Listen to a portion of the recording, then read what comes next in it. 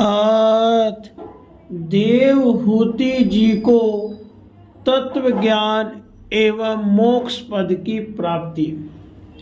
मैत्रेय जी कहते हैं, इस प्रकार अपने श्रेष्ठ आत्म ज्ञान का उपदेश कर श्री कपिल देव जी अपनी ब्रह्मवादिनी जननी की अनुमति लेकर वहां से चले गए।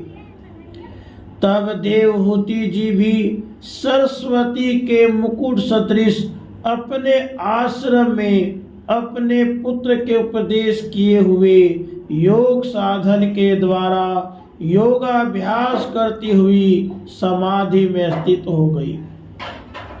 त्रिकाल स्नान करने से उनकी घुंघराली हल्के भूरी भूरी जटाओं में परिणत हो गई तथा चीर वस्त्रों से ढका हुआ शरीर उग्र तपस्या के कारण दुर्बल हो गया। उन्होंने प्रजापति करदम के तप और योग बल से प्राप्त अनुपम ग्रासत्य सुख को, जिसके लिए देवता भी तरसते थे, त्याग दिया।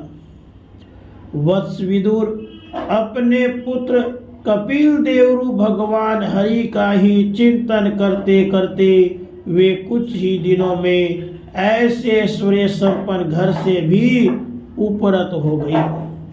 फिर वे कपिल देव जी ने भगवान के जिस ध्यान करने योग्य प्रसन्न वदनारविंद युक्त स्वरूप का वर्णन किया था, उसके एक एक अवयव का, उस समग्र स्वरूप का भी चिंतन करती हुई ध्यान में तत्पर हो गई। भगवत भक्ति के प्रवाह परबल वैराग्य और यथोचित कर्मानुष्ठान से उत्पन्न हुए ब्रह्म साक्षात्कार कराने वाले ज्ञान द्वारा चित्त शुद्ध हो जाने पर वे उस सर्वव्यापक आत्मा के ध्यान में मग्न हो गई, जो अपने स्वरूप के प्रकाश से माया जनित आवरण को दूर कर देता है। इस प्रकार जीव के अधिष्ठान भूत पर ब्रह्म श्री भगवान में ही बुद्धि की स्थिति हो जाने से उनका जीव भाव निवृत्त हो गया और वे समस्त क्लेशों से मुक्त होकर परमानंद में निमग्न हो गई।